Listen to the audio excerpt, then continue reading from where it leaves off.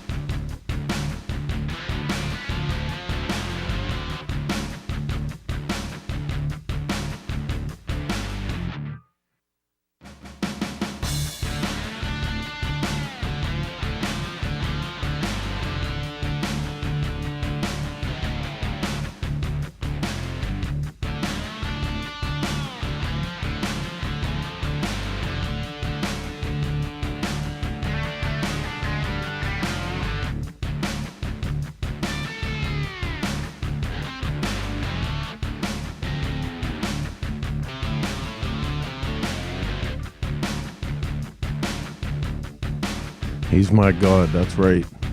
Who'd win between a fight between Lemmy and God? Trick question. Lemmy is God. Moses Lake, Washington in the house with us here tonight. Ontario, Canada. Craig Escott, good to see you. Poppy Broyles in from Detroit. Mike Brusso, 42. Kenny Sweeney, 114, Indiana. Good to see all you guys. Rob, tell us about working with Chris Farley. I don't even know that story. We're about 2 minutes out now, going live with this one in 2 minutes.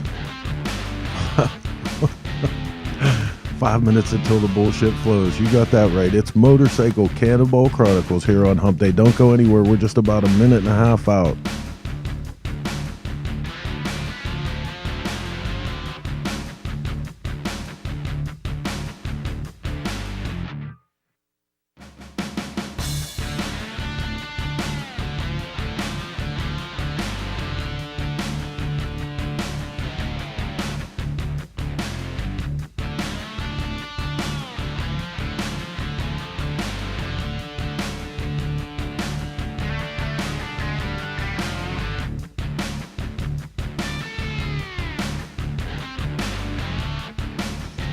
David Crum, North Jersey present.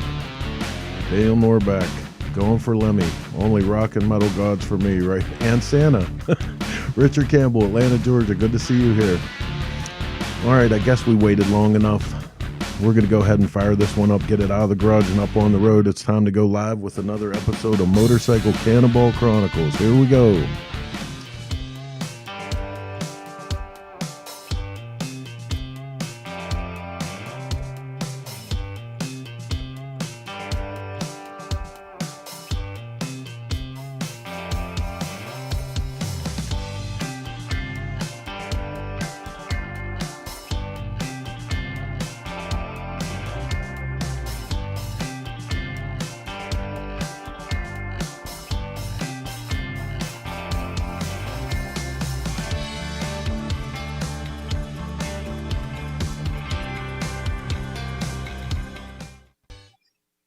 Ho, ho, ho. That's right. It's Wednesday night. It's the Wednesday before Christmas. It's Cannonball Christmas tonight, guys. Yay. Heck yeah. I'm excited. We want to make sure that you all get dialed in, set up, ready to go. Get your favorite Christmas drink going. That's right. Cheers. So we got a really, really good show tonight. One that we've been waiting for a really long time. You know, what better time to have these guys than, right before Christmas and have a lot of fun, a lot of laughs. It's going to be really, really good. So what do you think? I agree. I do too. Let's get right to it because we need the whole hour.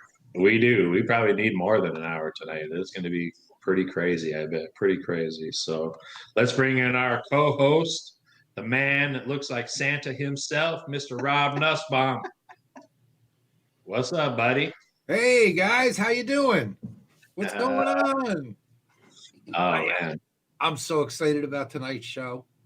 These guys are the best. The best. I think we should. I don't really want to waste any time. I want to take them. I want to bring them right in. What do you think? Right now. Well, you got anything you want to talk about first? First, I want to say Merry Christmas, Rob.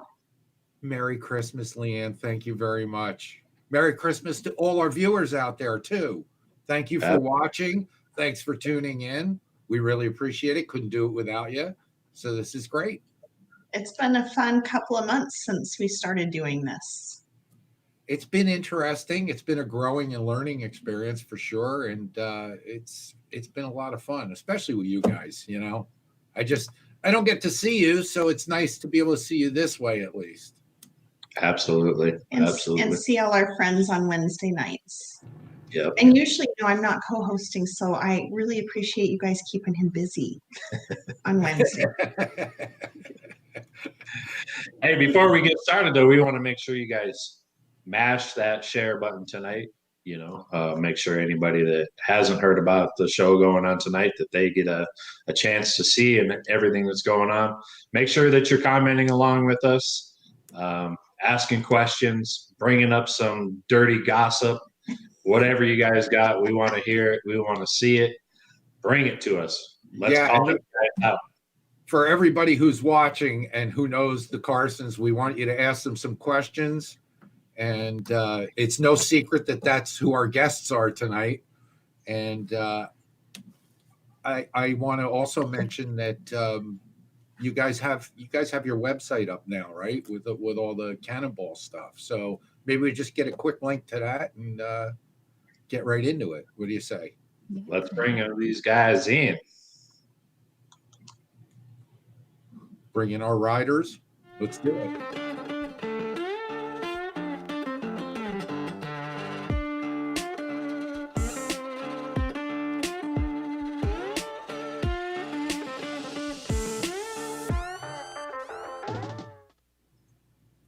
Hey, Merry Christmas, Carsons. Merry Christmas, guys. How you doing? Merry Christmas. Merry Christmas. What's going on with you guys? We just went out and spent money for Christmas. We're broke. Can anyone send us money? Why? Why aren't you spending money, Mike? Well, I spent it all, Rob. Fixed income, dude. I need money. Fixed income. So maybe, did we start a GoFundMe for you yet or what? Everybody turns me down. Hurts my feelings. What's that? I said, everyone turns me down. Nobody does a GoFundMe. I don't understand. Well, we were wondering if you guys were still half alive, but we haven't heard from any of you guys for a long, long time. What's going on? Can't keep up with Mike on Facebook anymore because he's always in jail. No political comments on this show. I promise. Correct. Hey, where are you guys? We're in the shop. You're in Texas? Yeah, we're in a CCM shop in Texas, in Livingston. What's CCM? What's that stand for? Carson Classic Motors. Mothers? Carson Classic Mothers? Close enough. Motherfuckers. Sorry. So tell us a little about Carson Classic Motors. How'd that get started? We started CCM about 18, 20 years ago when I was just a little kid. Started with an 82 shovel that my step-grandfather, I don't know how you really worked that out, but step-grandfather bought new from the factory there in Milwaukee. And my dad and I restored that when I was just a little tyke, and it's turned into about 150, 160 antique bikes between us. 20 years of having fun, racing, riding, going to auctions, seeing them all our buddies, and just having too much fun with old junk. Heck yeah. Before we get too much further, though, let's introduce everybody here. Why don't you guys tell us who's who and a little backgrounds on yourselves? Let's start on that side of the screen. Is that like an This is age my before daughter. beauty thing? Is that your daughter, Mike? My daughter, Therese. Yeah. I've been poking her for quite a few years. We finally got married, but Steve Raker in West Virginia said it was okay to marry your daughter. So we did. Love you, Bobby.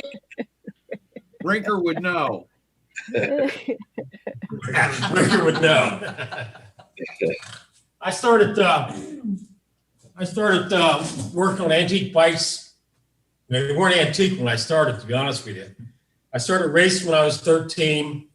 I got a Yamaha DT 125, motocross that. Next bike I think was a Montesa, 125 and a 250. And I had a Bultaco. I had Persang. I ran the Triumph and the BSA 500 single thumpers, like the desert bikes. My first road bike I got when I was in the Navy, in 1969, was a 67 BSA. Got married 8 or 9 times, and I quit riding for a while. And I got back into it, and I don't know. I've been in bikes, riding, racing, and messing with them since I was about 13 years old. Nice. How old are you now? 47.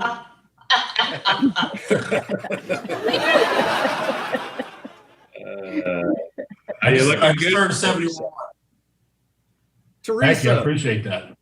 Teresa, what can you tell Yes. us about that old coot? Tell us about your dad a little bit, would you? My dad? He's been racing and riding a long time. Buck, what's your story and who's that hanging on your shoulder? And this is a family show, by the way. So I'm going to let Jingle Balls introduce herself. Jingle balls. I'm Tinsel Tits. Merry Christmas. This is Jingle Balls. Thank you very much. But I'm Nikki Hancock from Maggie Valley, North Carolina. Let's see, Buckley Carson stole my shirt today, so now I am Jingle Balls, and he is Tinsel Tits. Yeah.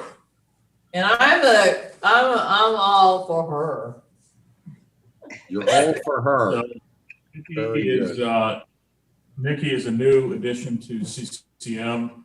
She just retired as a general manager of Wheels Through Time from 2014 till 2020. She's a wonderful lady, and we are very blessed and lucky to have her here. And she's Yes. my better half, and I'm quite happy with this one. Yes. Having you. The CCM family, and then the Carson family is a wonderful thing. And right now, I want to go on record.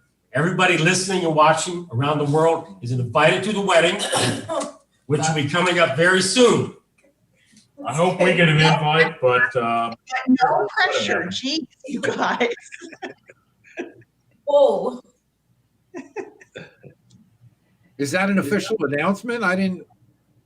I Well, wasn't wait, sure. we Is didn't that know about official? No. I'm the wedding planner. Hello. Hello, no. That would be self-appointed wedding planner, and I just hope that we get an invitation to our wedding. Is it a road run wedding? Road run way. Hey, now that's an idea. I like that. That's a good idea. You're not a help, Nussbaum. Probably See not. that road Probably run not and happening. wedding. I like that idea. We should Hey, do that. if we had a road run wedding, I wonder if we could get Chris and Pat to come, and Pat could play. Ah. Well, I don't know about that. That's not in my wheelhouse, but Maybe we could ask them. Yes. Yes, it is, What- Robbie. let's get back to Carson Classic Motors, if we can. Yeah.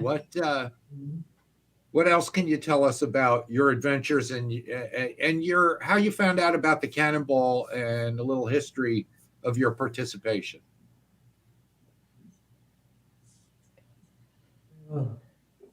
So Buck and I were here in the shop, I don't know, 2009, late 2009 or 2010. And somehow he knew about the first Cannonball, and we were trying to get invited, and we actually had a 1911 Triumph. And we're going to try and get ready so we can try and run that first inaugural Cannonball. But I was working full time. I'm not much of a mechanic, and we just didn't get the time. We didn't get to do it. But after that, since we didn't do 2010, Buck kept bugging Lonnie if there's another one that we wanted to do it. And so he bugged him and bugged him and bugged him. And one day I'm in the shop, and Buck had gotten a call from Lonnie, and Lonnie says, "Hey, we're going to do another one in 2012. If you want to ride in it, you're in it, and you're number 3. That's about right. I just bugged Lonnie until he said, "Here's a number, go away, shut up." So we did. We back ran. in 2012, you were actually one of the youngest riders. I think the actual youngest rider, and maybe even the youngest rider to date to ever compete in the Cannonball. Tell us a little bit about that experience back in 2012. Yeah, I think since then Loring Hill has beat my age there, and good on him. I'm glad to hear that. We always want younger people in this kind of stuff. But in 2012, we did the Cannonball with a 1927 English BSA S27. It's a 500 single side valve motor, and it was, my dad and I, and we had Mike Wild on our team. We had a couple of folks from the UK on our team, and we struggled through the first Cannonball. The machine that we chose for the event was underpowered, really not designed to do an event like the Cannonball, and we wound up rebuilding the motor 3 times. We went through 2 top ends and a bottom end. The bottom end went in just out of Jackson Hole, Wyoming. So we did a bottom end rebuild in a machine shop in the middle of the night in Jackson Hole, Wyoming. Kept going. Top ends, one in Sturgis, one later towards the end of the event. We got to Fort Bragg, California. I rode the bike in Fort Bragg. The bike wound up blowing up on the way out from the lunch stop. And at that point, we had no more spare parts left over. So we decided we were going to finish the race because we set out to do the race. We're going to finish it. And we decided to finish it. We were going to walk the machine across the Golden Gate Bridge. The race ended in 2012 in San Francisco, going across the Golden Gate Bridge. So we walked that BSA 3 miles across the Golden Gate Bridge. My dad and I and Steve Norton, Sean McGarry, we put a big Texas flag on the back of the bike and walked it across 3 miles of foggy Golden Gate Bridge. And just about the time that the rest of the Cannonball riders were going through the bridge, it was pretty wonderful and an amazing experience. But I did turn 21 on the first event that we did. Turned 21 in Murdo, South Dakota. And as I came in that day, if I remember right, the rear luggage rack on the bike had come loose. The rear stand was broken. Couldn't stand the bike up on its rear stand. So we leaned it up against a trailer. I think Mike Lichter took a picture of us, and we had a dollar bill that he ripped in half, and he gave me half of it on my 21st birthday and said, "Get the other half." We got to San Francisco. And so after we crossed the Golden Gate Bridge, walking across, he gave it to me and said, "Here you go." And I think he called me a dumbass. Yeah. That was a dollar bill, not a $100 bill. That's a nice story. That is a great story. So being one of the youngest riders on that first event, how did other people treat you? I mean, most of the field is quite a bit older. How did they take to such a young guy such as yourself? I can tell you that I grew up in the Mike Carson school of razzing and never getting an inch anywhere. So I was kind of used to that. But the Cannonball crew has always been phenomenal. We had a fabulous time, and the people we met on that event and all the way through the last few years have been just wonderful people that we're proud to call lifelong friends. So it was a wonderful experience, and I can't say enough good things about the event. We've met people from all over America and all over the world, and we've made friends with all of them. We stay in touch with them, and they stay in touch with us. We still get invitations to go to Germany and Australia and all kinds of places to ride. We try and go when we can. But the Cannonball was the start for us of a brand new, very intimate motorcycle family that's really brought us a lot of rewards and friendship. If I could go back in time and do it again, I'd do it 5 times. It's been amazing. People we met have been amazing. So any young people out there who have never done it or want to do it, don't let anything stop you. Figure a way to do it. I forgot the name of the Air Force pilot who had the Indian he bought off eBay. And basically it was a piece of crap, and he held together with baling wire and Bondo and everything like that. And he took the Cannonball at a spur of the moment. I think he had a bike for 2 weeks, and he spent all his time rebuilding that bike, and everybody helped him. But his name was Josh, wasn't it? His name was Josh. Yeah. Okay, and it's the kind of event that once you get in it, if you've got the heart, if you've got the drive, if you love antique motorcycles, everybody's in it together. We bought a used race car trailer in 2010, and we fitted it out to be a machine shop. Now it's our Carson Classic Motors machine shop. It's got a lathe, and it's got air, and it's got drill presses and power tools and everything. It's a mobile machine shop. And my position has always been, whether I'm driving it as a mechanic or whether I'm riding the Cannonball, that machine shop has always been open to everyone on the Cannonball. We don't always have time to make a part for you, or maybe don't know how to make a part, but the tools are there. And everybody that comes on a Cannonball is welcome to use that trailer. And we help any way we can to get them up and running, because it's that kind of event. It's something that gets in your soul. And every 2 years, I say, I had enough. It's enough. I'm going to go on the boat. I'm going to go camping. I'm going to get drunk for that week, whatever it is. And then we show up. We show up at the start. And we get there, and it's like, how could we not go? Everybody that we're friends with in the motorcycle world shows up there, and either they're riding, or their support staff, or their crew, or they just come to watch us. It's an amazing event. And thank God for Lonnie for putting that together, and thank God for Jason and Leanne for keeping us going and keeping the spirit of what that is alive. It's not. I understand we have to make money. We have to keep the thing perpetuated, to keep hotels going and have cash flow and stuff. But Jason and Leanne have kept it from being commercialized. They've kept the spirit of the Cannonball. And that's what we've tried to do too. At CCM, that's what the machine shop's about, and that's what we're about. When we do the Cannonball, it's about getting everybody we can over that finish line. I don't care if the damn bike's all burned up. I don't care if it's in A1 condition. If we can help get you across that finish line to be part of this, and that's what we try and do. And so, Hey, Buck, let me ask you a question. I understand that Mike was your crew on the first Cannonball. Talk about that a little bit. What's that like? certainly. Wait, flashback. No. Yeah. Is that the good shoulder? That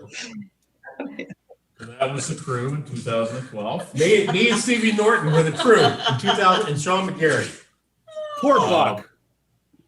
Yeah, so basically what you're looking at is a couple of East Texas hillbillies that don't really know what they're doing. And we decided we're going to do this cross-country motorcycle race, which is arguably one of the hardest events in the world for a vintage motorcycle, if not the hardest. And, we had constant maintenance issues and constant breakdowns with this BSA we ran in the 2012 Cannonball.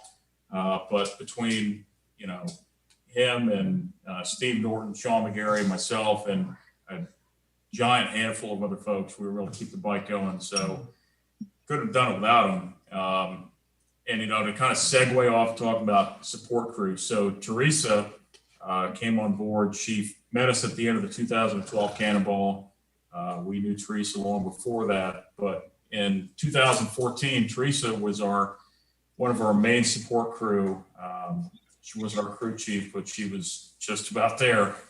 So in 2014, every day the riders are given route sheets. And up until the 2018 event, it was always 8.5 by 11 sheets of paper that were stapled together. And so you would have to take those every night, cut them down to fit inside the route box on top of the motorcycle, tape them together, and then that would be your map for the next day. So in 2014, we had 8 riders on our team. We fielded one of the largest, if not the largest, Cannonball team in history. And Theresa was our official, besides bartender, emotional support, she was our route map supplier. So she would go into the room every single night for 8 riders and take all these 8.5, 11 stacks of paper that were stapled together, cut them down in a tabletop paper cutter, tape them together, and drink a lot of wine, and then come out and tape them into boxes. Sometimes they were upside down, but that's beside the point. Never. How much did you get paid for that job? Never. So she did this for 8 riders every single night across the country in 2014 Cannonball. Hey, And then in Buck, 2016 and 2018, she was also on our support crew doing the same thing. She I love you people. couldn't do it without her.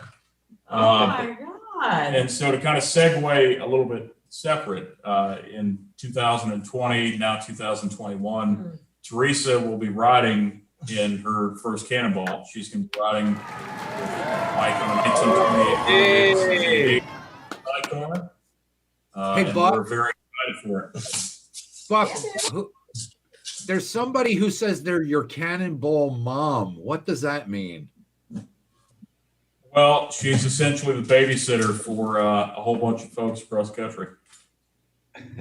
Who is that? Theresa. No, your Cannonball mom. Oh, Chris Simmons. She's your Cannonball mom? Very definitely. Yeah. That's a good look for you. Shit's hot. Who can wear this stuff? Hi there, Buckley. And everybody, Nikki Merry and Christmas. Theresa, Oh, yeah. Lady T, and Mike, my favorite people from Oh, yeah. Texas. Merry Oh, Christmas, God. lady. Merry Christmas. Love you. Hey, Buck, you don't call me. What's going on? You and Nikki, huh? Come on, tell me what's going on.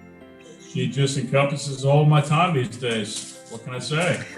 You forgot all about me. But hey, you know what? Nikki's awesome. I love you, Nikki. I'm so happy that you guys are together. And if Mike can get the money together to help for the wedding, Mike, you're on the fixed income. I don't know how we're going to do it, but we'll all chip in, right? Chris, you guys are going to come to the wedding, right? Sure. Can we bring Gumby? Yeah. Old Tinsel Tits over there. It's Oh my God, I feel like Rob Nussbaum. Can't call it. Take the shit. Hey, that's enough of that. Hey, I just wanted to say hi to you guys and have a Merry Christmas. I miss you all, and I'm so happy that you guys are happy. You know, everybody's staying healthy down there, right? Merry Christmas. Merry Christmas. We love you. Chris, All hang right. out. If you can hang out with us, hang out for a while. Maybe you want to interject. There's actually, I want you to talk about something with to do with the route sheets. You know, Mike has a really hard time, and you know, us women have helped him across this country. You know, Teresa wasn't there on the chase, so we really had to pull it together to help Mike. You know, Andrea and I and Jody. You know, we got together and we tried to help him with that damn road chart. He just can't figure it out. That Lady T. It takes a village. A big I didn't village. realize I had so much help. Well, Mike is quite the charmer because he even had people slathering on his sunscreen for him and everything. All he had to do was get his leathers on and walk out there like a good-looking Texan, and he could charm any of them to do something. I have to say, on the chase, the good-looking Texan worked his butt off, and he didn't have any crew helping him, and I was so impressed. You know, he's out riding mostly by himself, I think, right, Mike? On the chase? Yeah. You killed that one, man. You did great.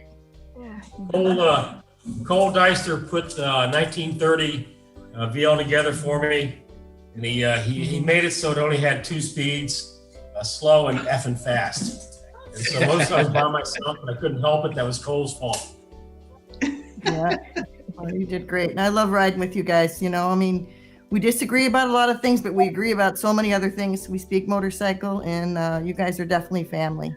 So Chris, we Totally. agree. We agree on the important things. that's right. And Nikki, I mean, my God, I've loved Nikki probably before Buck knew her. I don't know, maybe. I'm not sure, but woohoo! Awesome. That's great. Hey, let's take a look at some of the pictures you guys supplied. Maybe you can tell us about what's going on in these things. So we'll get a look at that. And Chris, you hang in there. Maybe you got some questions along the way, and then we'll break for a commercial in a few minutes. But let's take a look at some of these pictures. Mike, Yeah, so Buck, you this want to tell us what's is going on here? This was the 2018 Cannonball event, starting out in Portland, Maine. This was right at the start after we had the famous Michael Lichter panoramic photo. He was on a 1917 Harley J, a 1924 Harley J. The 24 had completed the 2014 Cannonball event with a perfect score. He rode that. And then Brent Mayfield built both these machines. Brent Mayfield out of Dayton, Ohio. Fabulous wrench builder, amazing guy. Great Cannonball friend of ours. rider. Yeah, tell us about this thing. That's a 1914 British Warwick, Warrick. When we bought it, it was one of the 5 left in the world of those Warwicks. It was in running condition. We bought it from Gert over in Holland. We bought it over, decided to soup it up a little bit. It had a 623 single cylinder, double exposed flywheel on it. We chopped off the ass end, put a 1914 Harley frame on it, put a 1914 JD with a cam on it, put a 3-speed sidecar G motor in it, a G transmission in it, and we basically souped it up. We didn't change the body, the woodworks, the structure much. We screwed up because we left the leaf springs on the front. Originally, that had like a 600-pound English oak box in the front that they stuffed with meat or bread or ice, whatever. And it went from village to village, and it wasn't designed really to you go past about 20 miles an hour.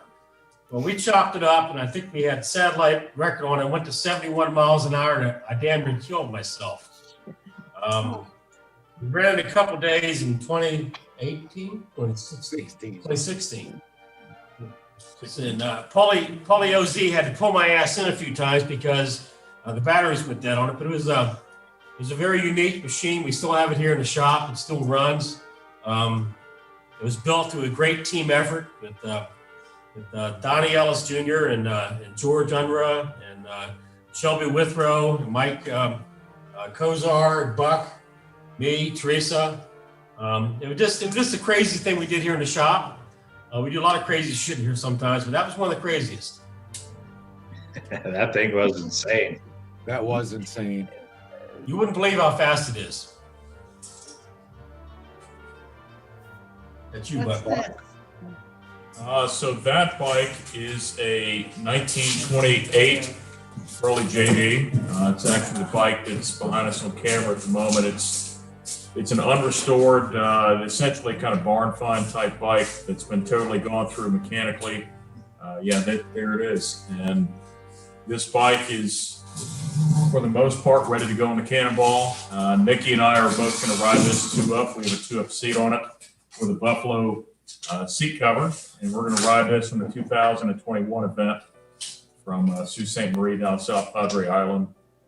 It's a pretty special bike. We've had it in the shop for a couple of years, and it's going to be quite fun, hopefully. You guys are going to both ride on that buddy seat?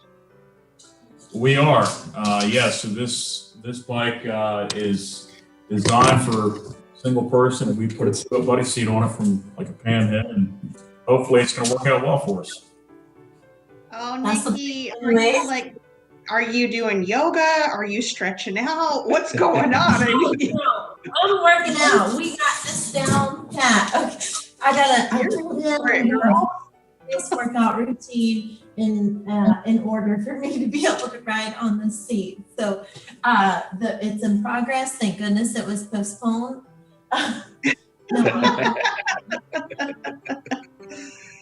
The only workout routine I've seen is the right elbow. Left. Hey guys, we're going to take a quick break here. We'll be back. We'll talk about these bikes, but we're going to take a break. We come back and we have a video segment we want to run, and then we'll talk about that a little bit. So just hang in there with us, and we'll be back in a couple minutes. All right? Absolutely.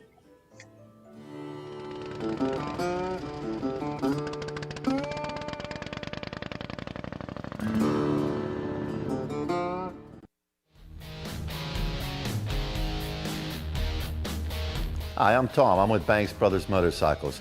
One of the things I want to show you today is our new improved engine puller. The changes to this machine has been in the arms and in the hands. We put hind joints in the hand to allow rotation of the engine, which makes it easier to get it in and out of the frame. With the angle change, we have equal clamping pressure on them.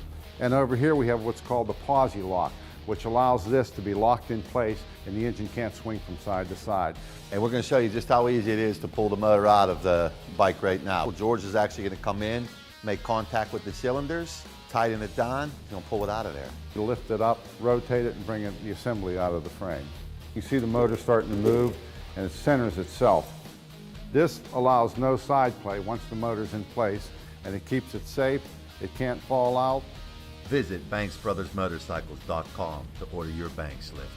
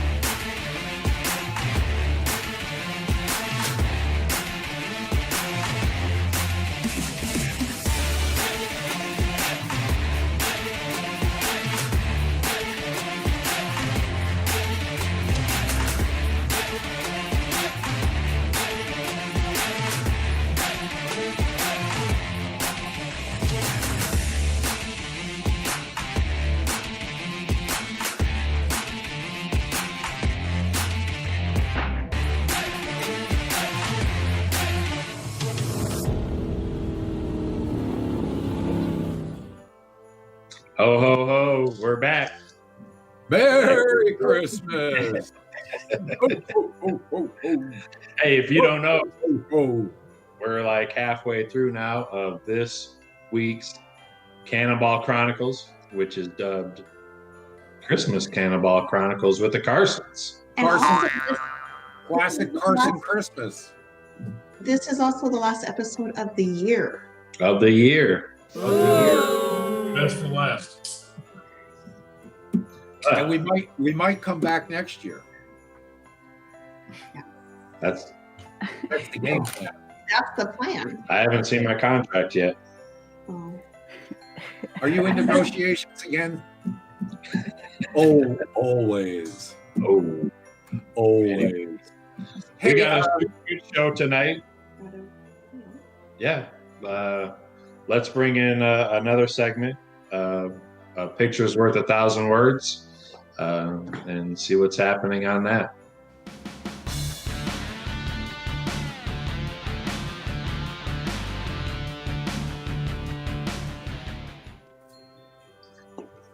With Hello. Rebecca Cunningham. Hey, Merry Christmas, y'all. Merry Christmas, Rebecca. How are you? That's my one ornament I have room for in the bus. Oh. What do you got for us? Well, I have a video that has Mike Carson in it, even though, 3 Cannonballs and the Chase, I have oodles and scads of footage of the Carson boys and Miss Theresa. However, I had a weird, like schedule conflict thing that happened. So I just kind of threw a little video together from the Chase, and it's just, it's a bunch of those guys doing what we all love to do, which is ride. And so I guess let's just play it and then we can talk about it. Let's do it.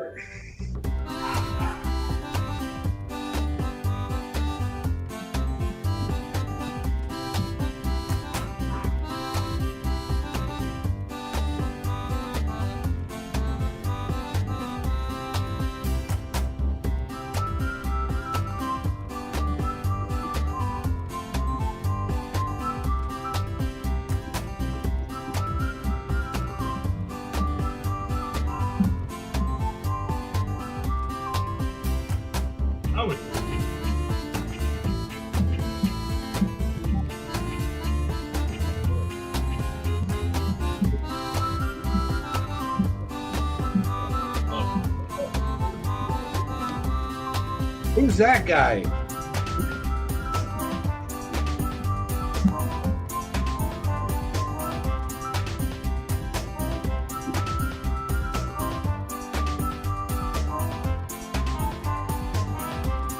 Killer ride today. So fun. I wish I didn't have to stop and get gas. I'll just keep on riding.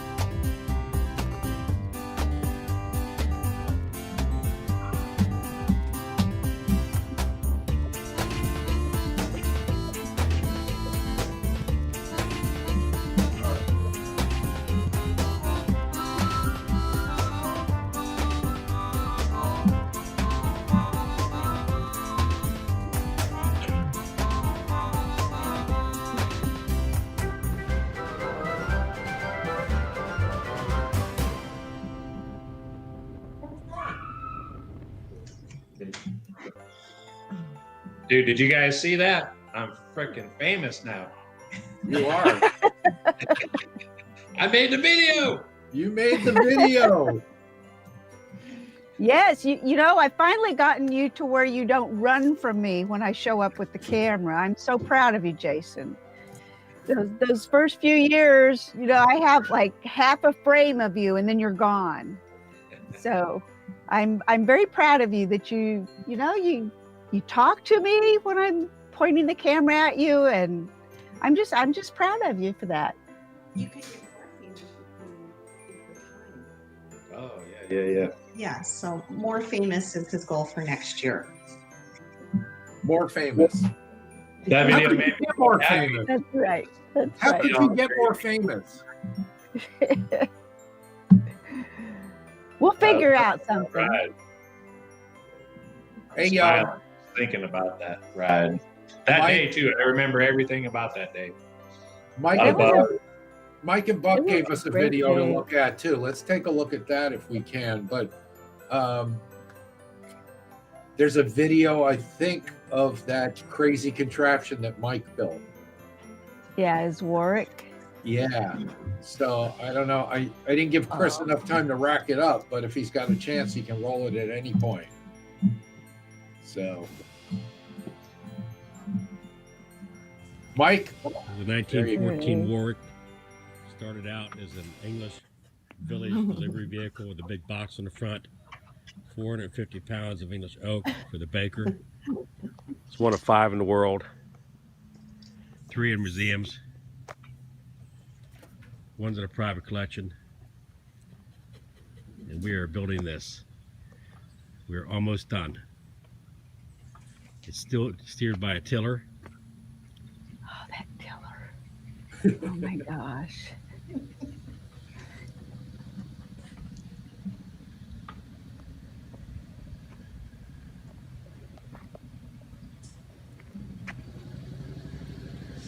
We're not done. The straps aren't tied down.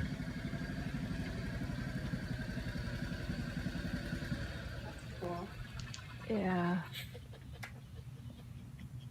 She's 102 years old. That's awesome. With a modern 1916 Harley stroker racing motor in it.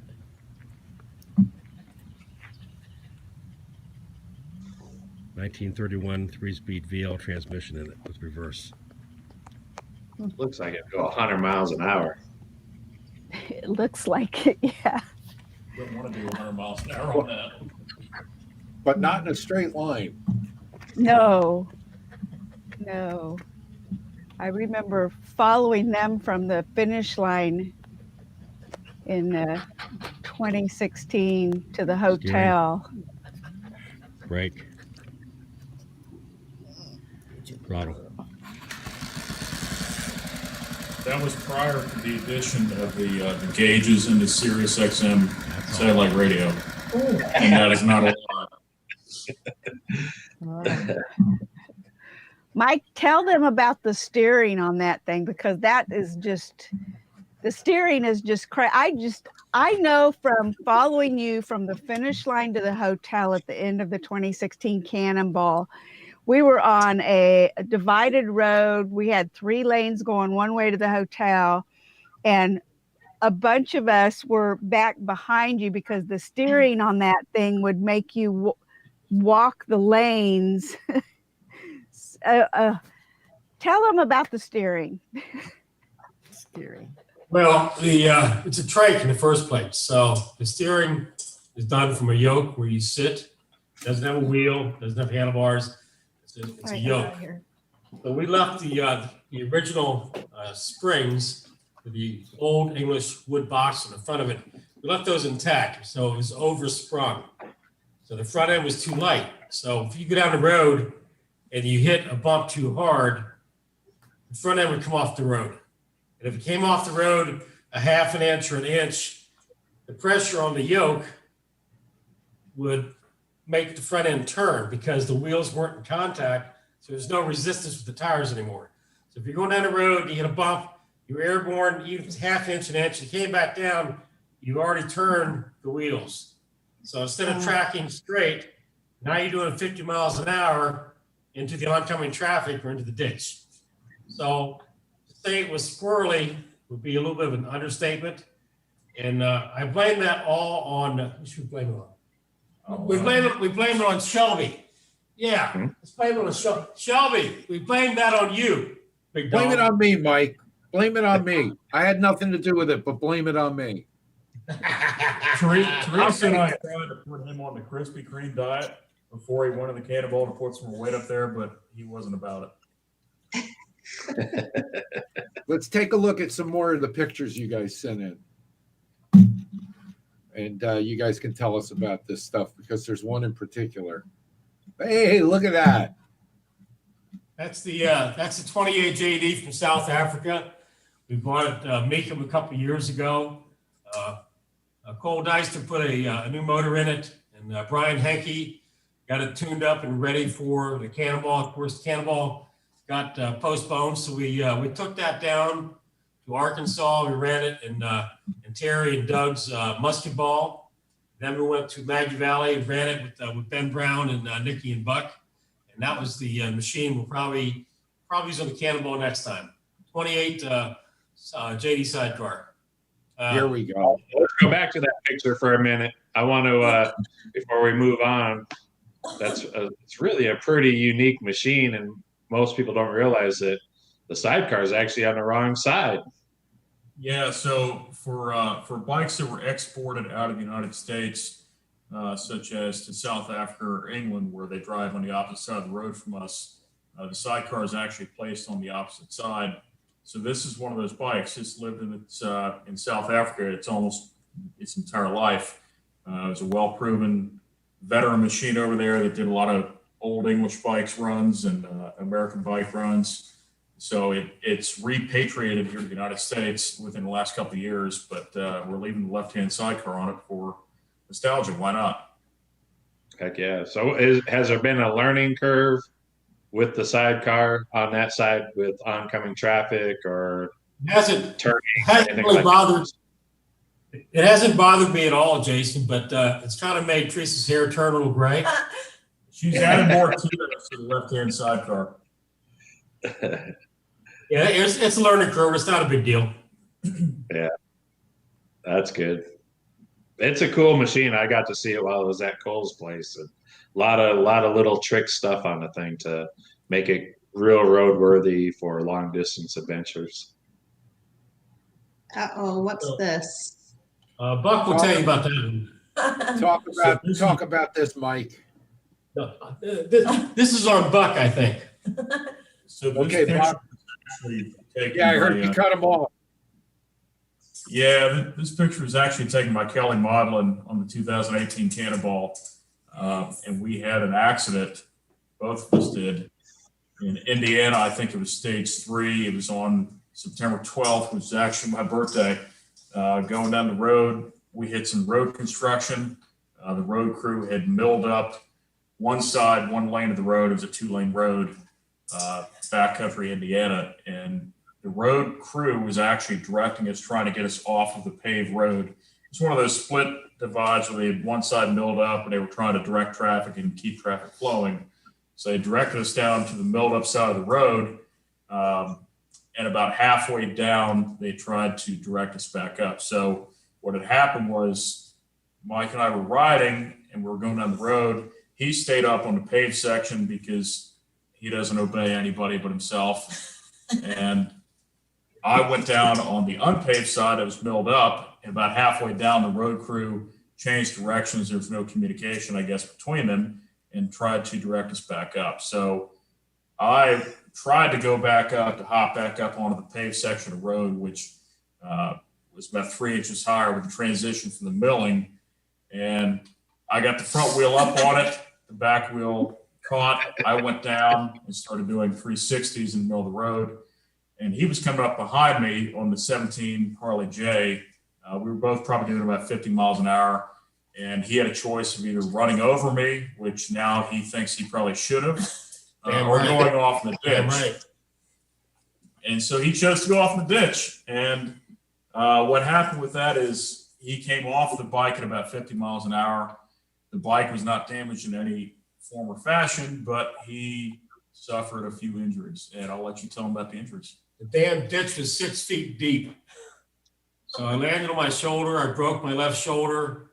I broke the top 4 ribs of the left side, concussion, bruises, all that kind of stuff. So just one of those deals. And so I got screwed up. And the picture, to kind of give a little bit of recognition to Kelly, in 2014, Kelly Maudlin went down on his Henderson 4 that he was riding the event. He came off, went off a cliff, and the old man was there when Kelly was brought back up. He duct taped his ribs and rode in that night. I think he had some cracked ribs or broken ribs. And at the time, he told Kelly, "Suck it up, Buttercup." And so Kelly had a couple cracked or broken ribs, and he was in pain. He's a big guy, so I just, I said, "Hey, suck it up, Buttercup." And so the picture in reference that we have now is Kelly telling him to suck it up, Buttercup. 2018 wrecked on the 2018 Cannonball. Kelly was right there behind us, and he saw it happen. And so he took the picture, the infamous picture with the middle finger, and he told him to suck it up, Buttercup. And that was the response he got. And that's Cannonball riding. That's what you get for trying to run over my man. So that knocked you out of the event, right, Mike? What, Jason? I said you definitely did suck it up that year. Yeah. Let's talk a little bit about what happened after that day and how you got through it and what you did and the things that you used to continue on. The ambulance crew loaded me up, and they wanted to give me morphine, and I was afraid if they gave me morphine, I didn't know how bad I was. I was afraid if they gave me morphine, I wouldn't be able to ride. Well, I didn't know how screwed up I was, so they took me to the hospital, and they gave me some X-rays, and I kept refusing the morphine. The doctor came back. He says, your big bone, not your collarbone, but your big bone is broken all the way through. And you got 4 broken ribs, you got a concussion, and all this other shit. And he says, do you want some morphine? Because we're going to operate on you, put your shoulder back together. And I said, no, I don't want any morphine, and I don't want the operation. I got to, the Cannonball is like a moving circus. You got to stay up with it or you're out. And the doctor says, well, you're not going nowhere, and you're certainly not riding a motorcycle. And right about that time, Spitfire, Vicky, walked in. She's a nurse, and she looked at the X-rays, and she says, give him morphine. He's getting morphine right now. And so they gave me morphine, and she was there for quite a while. And she left, and they were going to operate on me. And I got really pissy about it, and I made some threats and everything. And so they weren't going to operate on me. So I said, look, I'm leaving. Give me my damn clothes. And they didn't want to give me my clothes. So I called for the security guard, and they came in and bought my clothes. They got real pissy about it. And so I said, I'm leaving. Give me some dope. Give me something to help me out. And so the doctors gave me Tylenol because they were pissed off at me.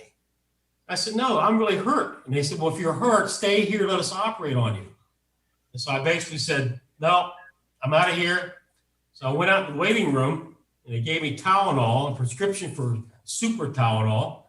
And Teresa borrowed a car, and she came back, and she came in and found out how bad it was, and she wanted me to get the operation. And I said, well, too late for that shit. Let's go catch up. So I got in the car. God bless her. She had a fifth of Jim Beam Devil's Cut and a can of Pepsi. And so we stopped at the local pharmacy. We got the super Tylenol, and I think I drank 3/4 of that quart, or fifth, 3/4 of the fifth on the way back to camp. And I couldn't sleep. I couldn't lay down. I was all screwed up and bad pain. I'm not a puss, but I'm going to tell you, that was the worst pain I've ever been in.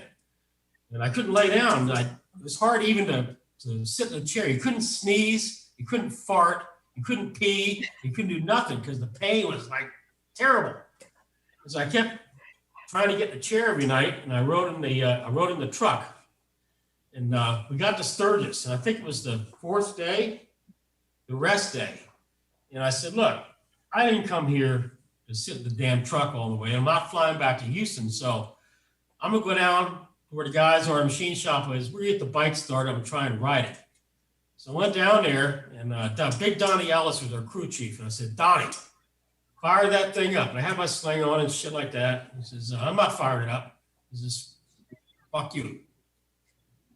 And I said, fire it up. He said, nope. I said, George Unruh. George, come on, George, start it up. Said, no, fuck you. I'm not start it. Stevie Norton wouldn't start it, so Buck wouldn't start it either. So he's my son. So I got really, really shitty. And so unfortunately, he started. Not you. Yeah. I can't believe it. And I took my sling off, and I got back on the bike, and I put about 20 miles on it, and that's the end of the story. I rode. Well, it's yeah, but you had did you have some kind of stick or brace or something like that on your arm? No, it's not the end of the story at all. He had his sling on, and he rode for 3 days with his crippled ass arm. And the only way I think he was able to ride that bike, so the bike that Brent Mayfield built, which miraculously somehow was not damaged in the accident, he was all screwed up. The bike was totally okay. The bike it's a foot clutch, but the hand shift is on a J. It goes through the sidecar loop. Brent made this custom shifter adaptation, so it goes up and down for first, second, third. So he had this gimp arm, and he's able to reach down, foot clutch, and shift it. And he rode 3 days, leaving out of Sturgis. We went through Wyoming, going into Montana. He did 3 days in Montana. We did Glacier National Park together. The going to the Sun Road, we rode together. Got to the very top. It was snowing in September, freezing ass cold. Beautiful ride, but freezing ass cold. Went going down through it, and at the bottom, trying to go out of Glacier National Park, he was just in terrible pain. He was kind of swerving all over the road and thought he was going to go down again, but he didn't. And so the two of us rode out together going into Glacier National Park. We got out of the park, stopped for fuel, and the whole day he kept saying the bike wasn't running right, and I wasn't really sure what it was, but we kept going. And about 14 miles from the finish that day, the bike finally gave up and stopped, and we put him on the chase truck. And what had happened was on the cam chest on those J's, it goes up like this, and you've got your generator gear and all the gears connected. One of the screws that holds those gears in had backed out, and the gear came loose and it trashed the whole cam chest. So Robbie, that was my last day when the motor went. When the motor gave away that last day, that was you. Right. You were in the van, and you picked me up. And somebody who was with you, and I'm not going to mention names, but somebody tried to help you and hurt your shoulder in the process. Yeah, I'm not going to mention any names either, but they tried to get me up. You were in a lot of pain. I remember that day. We picked you up with the sweep truck. Who was driving? Was that Bruce Redpath? Cole. Cole was driving? Yeah, it was Cole. I was riding with Cole that day, and we came upon you, and I thought we were going to have to take you to the hospital again. Yeah, I could see it in your eye. I never seen you like that, Mike. I mean, I got to tell you, we were all calling you Iron Mike, because we knew what you were going through. And I was never so pissed off in my life at you and that damn Cole, because you picked me up in the van, and I was in terrible pain, and we had like 15 miles to go, and you would not stop at the damn liquor store. I needed a bourbon. Well, Mike, you might have needed a bourbon, but all I heard was, so I didn't hear anything about bourbon. All I heard was moaning and groaning like a little girl. Hey, the moral to the story is, I personally think the Cannonball is the hardest. It's got to be the hardest antique motorcycle run, and maybe one of the hardest motorcycle runs in the world. If you want to run the Cannonball, you got to have balls and you got to have guts. I don't care if you're a man or woman. You got to have the guts to do it. And we got them here in Texas. Bourbon? Do you have to have bourbon? Cannonball's got it. Do you have to have bourbon? And bourbon, damn right. And the other thing I just remembered is you were broke down in a liquor store. I stopped on purpose. That was a deliberate stop.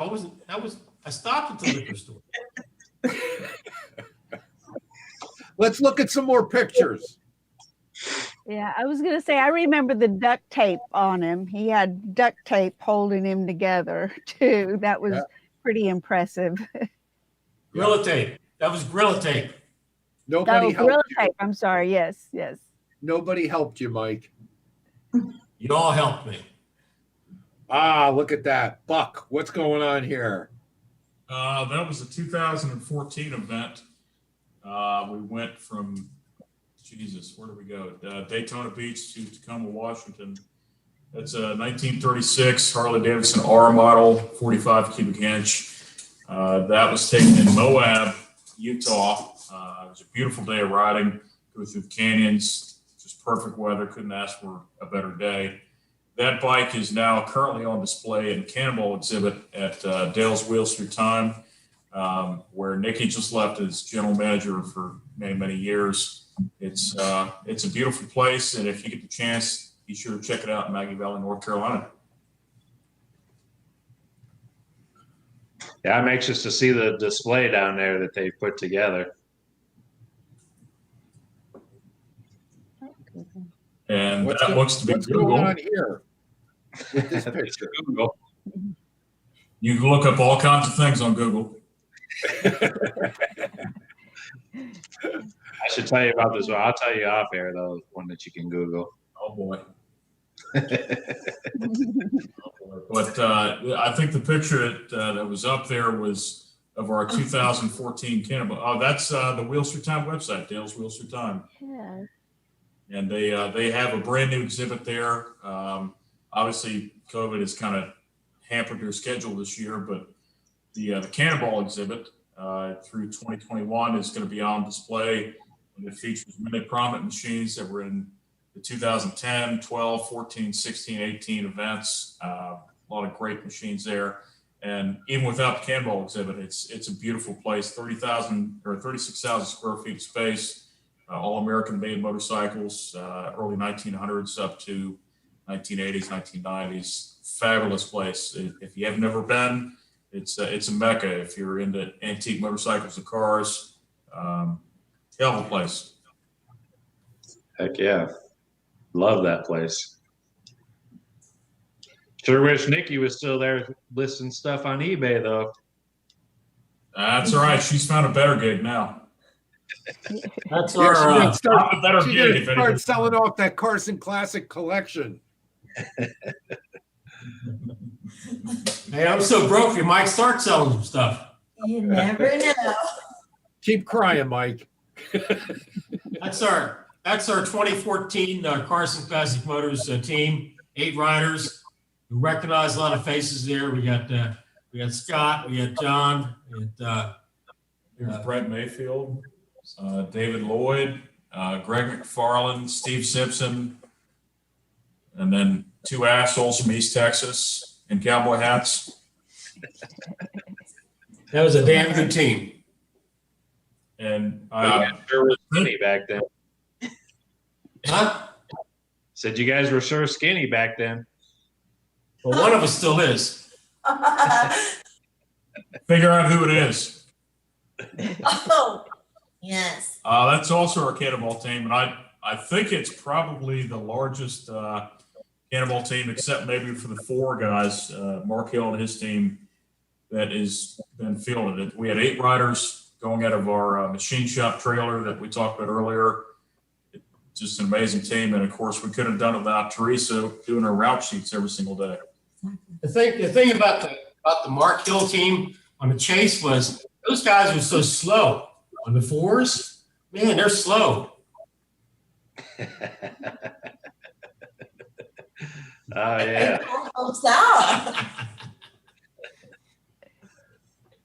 Hey, so let's talk about what's happening in the future here with CCM. What can we expect for 2021 coming up? Okay, zoom in. You gotta go up to the camera. Oh, boy. No. Wedding. Cannonball wedding? No pressure. I mean, there's no pressure at all. Hey, Leanne, when it comes time to register rooms for 2021, I will give you $100 if you block out their rooms and don't give them to them. Oh, that's not enough. I'll do it for 200. All right, you got it. Hey, we're just getting on. What did you say? Machine shop and Mike's room? Yeah. You just sleep in the trailer, Mike, on the lathe? I've slept in the trailer lots of times, Robbie. I'm sure you have, Mike. Yeah, Not on purpose. The funny thing about that machine shop trailer, you've had it on every Cannonball since 2012, and it sits at the farm, at the ranch, until we use it for an event. And I swear, I can go in there and turn on the lights and not have any alcohol, coffee, no nothing, just straight. Just walk in there, and I swear, I see ghosts. I see ghosts from overnights building motors. I see ghosts of guys that are laying in the back cussing and trying to make.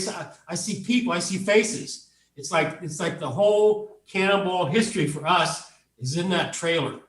We have people from around the world in that trailer working and doing stuff like that, and they're still there.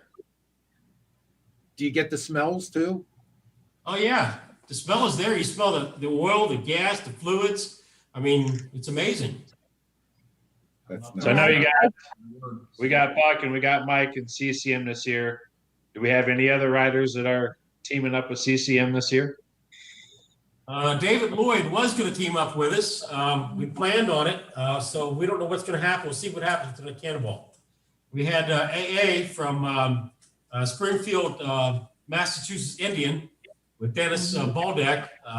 We're going to be on our team too, but let's wait and see what happens. We're going to keep it small, so. Well, we're looking forward to 2021. It'll be here sooner than we know. Amen. Yeah. Amen. So the lady who has to organize all of it before we start. I'm still on vacation, so January 1st comes and I'm going to be scrambling. Yes, I know. We got something exciting in the works that hopefully right after the first of the year we'll get to share with everybody. And some more good news for 2021. Is it a cash prize for every single rider? You're breaking up. That sounds great. I want to get in on that. I heard the Carsons were donating. Hey, somebody texted me today and wanted to know what the Carsons were giving away tonight. I'm giving away the answers to every friggin' quiz that Jason can come up with in 2021. I heard they're going to do that on the Cannonball, Mike. You brushing up on your history? I'm sorry, Robbie. What was that? You're breaking up, Mike. Yeah. So what's happening in the next 3 months with you guys? I know now the auction's been canceled. If you haven't heard, the Mecum auction that usually happens end of January is now going to happen at the end of April, which is kind of a bummer, but in a good way. It's a good thing too. Looking forward to seeing you guys there, but looks like it's going to be extended out a little bit longer now. You guys have anything planned in the next 3 months? Teresa just bought a FFY, and we got it down in Florida, a fucking French yacht. So we're probably going to be on the boat, and we're probably going to head to Bahamas for a couple months. Oh, heck yeah. That'll be nice. How about for Mr. Buck? Wedding. There is no wedding. No wedding. No, it's going to be this thing behind here on the left, the 28. Make sure it's dialed in, ready for the Cannonball. We've got a place in Maggie Valley. We just kind of float back and forth between Texas and Maggie Valley and just enjoying life and riding old motorcycles and having too much fun. Mike, did you tie the tin cans and stuff behind the bike so that when after the wedding they can drag them out? There's not enough room for a wedding in here, Robbie. Sorry. Yeah, there is. There is. Oh, yeah. Nikki, what do you think about him being your father-in-law? Yes, please focus in on talk about that. Focus in on tinsel tits. Wait, we changed. Nikki, feel free. Speak truthfully. I'll just go over here. Mike, now let's flash forward. Okay, this wedding goes off, and Mike Carson is your father-in-law. Talk about that. All I have to say is, oh boy. Oh, you're in the same. Oh, I'm still here. Oh, I'm sorry. No, I love him to pieces, and if that day ever does come, though, I could not wish for a better Phil. I'll give you Suck it 100. up. Sucking up. Sucking up. I expected more, Nikki. I'm sorry. I know it's got a long road ahead. It's a very long road ahead of us, but I know that this GLT loves banana popsicles, and he also loves high chews. Amen. Amen. We didn't talk about GLT. What does GLT stand for, Mike? Fucking good-looking Texan. What? You're flossing your teeth. Can you get closer to the camera with that? He's flossing his teeth with a $100 bill and trying to Buck, how did he get the name Good Looking Texan? It's a self-applied moniker. You're Well, welcome. You heard that Buckley was SLT, sexy looking Texan. So he had to become the GLT. GLV. All I'm going to say is this. John Holmes did not give himself his own nickname, and neither did I. On that note, I want to wish everybody a Merry Christmas. Merry Christmas, Robbie. Absolutely. I want to wish you guys all a Merry Christmas. Thanks for being on the show. It's been quite a while that we've been waiting for you guys to come on. Hopefully the next time that we get to see you guys and have you on the show, we can do it live from the CCM Ranch. Maybe you guys will be having a ride and a get together. Road run? Road run? Yeah. Yes. Let's do it. We do have one question from Jim Bohm. You can imagine, Mike. Jim Bohm wants to know, how's your little blue pill supply holding out? Okay, this is a serious question. I want to know too. I'm curious. This is a serious question. So you guys start smart mouth about the blue pill. I'm 71 years old, okay? So I was gone one time, and I buy these things in bulk. So I had Buck go to the ranch to pick up the mail. There's a package there with, the blue pills in them. And they come 10 to a thing. And I had Buck get a 40 hernia? Did he get a hernia lifting up that box? No. Yes. But back in those days, before I started dating Teresa, that kind of supply would last me, a year. But now, hey, that's like a 2-month supply. 40 of those things tend to think it's terrible. That's why I'm skinny. One last story, Mike. Let's talk about packing saddlebags for a long trip. Do you know where I'm going with this? 3/4 of them, but don't worry about it. All right. So seriously, do you know what's bad about blue pills and bourbon? Nothing. Mike, I don't know if you heard my question. Let's talk about packing a saddlebag for a long distance trip. You and Teresa are packing the Victory for a road trip. Do you know where I'm going with this? Something about shoes? Oh. Yeah, so on a modern bike, we go someplace for a few days. So I got an 06 Road King, I got a couple modern Victories. So here's the deal. So one saddlebag is mine, one saddlebag is hers. My side, half of it is tools, extra And blue oil, pills. clothes, the blue pills, a couple of guns, some ammo, shit like that, okay? Her side, okay, the bottom half is boots and shoes. The top half is her clothes. And then there's the duffel bag I have to strap to the back. Sounds like all the necessities. Yeah, that sounds right. Well, I mean, I know. You gotta make sure your girl looks good when you stop. Amen. Amen. All right. Well, let's get this train rolling. I got some more Christmas drinks to make and have tonight. We're gonna just relax here the next few days and in the warm Arizona sun. And, you know, I want to wish everybody out there a Merry Christmas. Thanks to the Carson clan again for coming on tonight. We love you guys. Can't wait to see you guys in person. Hopefully it'll be sooner than later.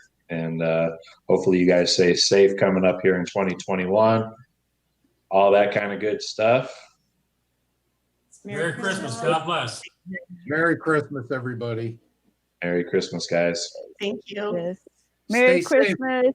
Ride safe, everybody. Be careful. Merry Christmas, everybody. Merry Christmas.